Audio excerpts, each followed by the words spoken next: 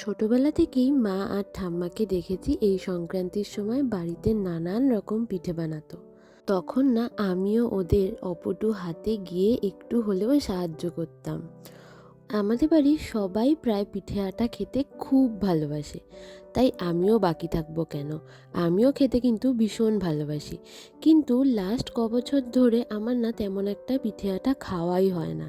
আগের বছরও যখন ব্যাঙ্গালোর ছিলাম এই সংক্রান্তির সময় খুব পিঠে খেতে মন করছিল, তখন একটু গুড়ের পায়েস বানিয়ে খেয়েছিলাম। আগের বছরও না সাহস পাইনি এসব করার, তাই আমি এবছর ভাবলাম চেষ্টাই নয় করে দেখি, যেমনই হোক চেষ্টা তো করি। তো তার জন্যই একটু পাটিসাপটা আর কিছুটা চুষির পায়েস বানালাম। করার আগে তো আমার ভীষণ ভয় লাগছিল, আদেও কি আমি পারবো, কি হবে লাস্ট অবধি কে জানে এটা ভেবেই। কিন্তু ওই যে একটা মানুষ আছে আমার বর, যে আমাকে সব সময় মনের জোর দেয়। ও বলল, না তুমি করো, ঠিক পারবে।